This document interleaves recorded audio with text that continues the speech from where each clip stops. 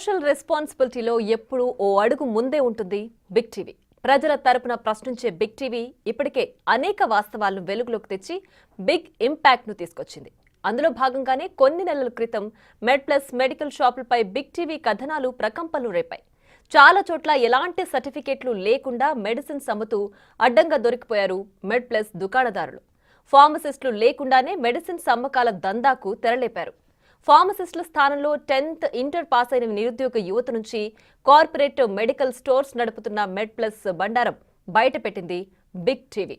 వరుస కథనాలతో 2 తెలుగు రాష్ట్రాల్లో మెడ్ప్లస్ దందాను వెలుగులోకి తెచ్చింది.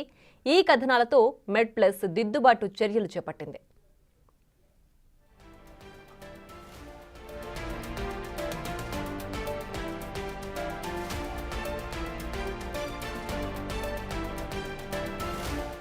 అర్హులైన వారిని నియమించడానికి తాజాగా మంచిర్యాల జిల్లా కేంద్రంలో ఉద్యోగ మేళా నిర్వహించింది మెడ్ప్లస్. ఫార్మసిస్టులు, జూనియర్ అసిస్టెంట్, కస్టమర్ సపోర్ట్ అసిస్టెంట్లు ఇలా మొత్తం 220 ఉద్యోగాల కోసం జిల్లా ఉపాధి కల్పన అధికారి రవికృష్ణ ఆధ్వర్యంలో ఇంటర్వ్యూలు నిర్వహించారు. ఈ ఉద్యోగాలకు అనూహ్యమైన స్పందన లభించింది.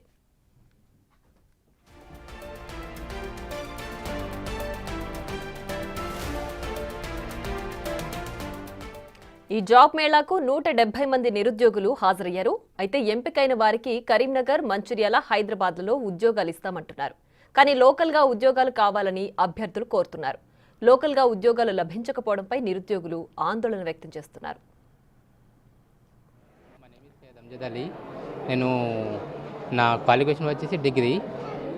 నేను ఇందా నుంచి వచ్చాను.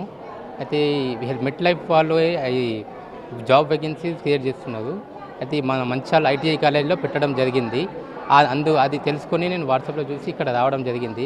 అయితే ఇక్కడ ఓకే ఇది కాకుండా ఇంకా యూత్కు చాలా బాగా ఇంకా ఇలాంటి చాలా జాబ్లు చేయాలి, పెట్టాలి. అంటే ప్రజెంట్ యూత్ ఎట్లా ఉన్నాయంటే ప్రతి చోట డిగ్రీలు, ఎంబీఏలు, పీజీలు చేసి కూడా ఖాళీగా ఉంటున్నారు.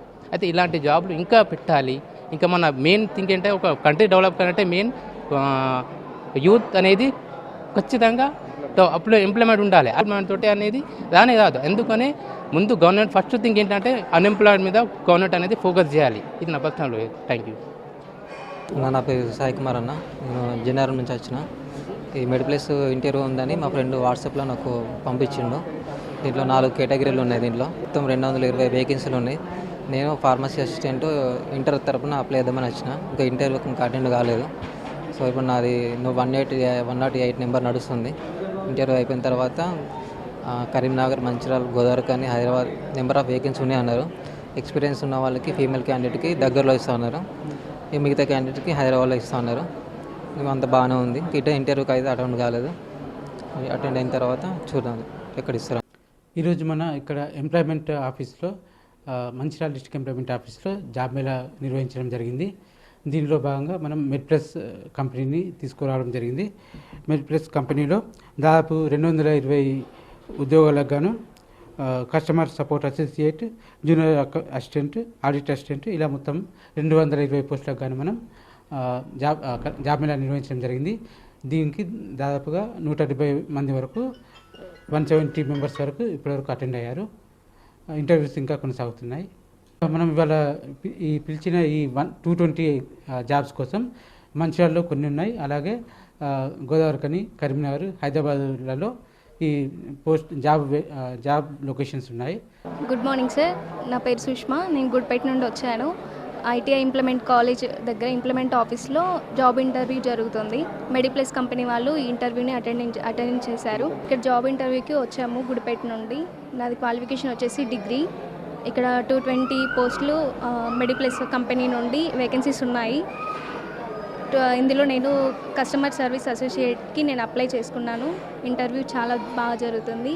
ఈ డిస్ట్రిక్ట్ ఎంప్లాయ్మెంట్ ఆఫీస్ దగ్గర ఈ జాబ్ మేళా అనేది చాలా మందికి నిరుద్యోగులకు ఉపయోగపడుతుంది.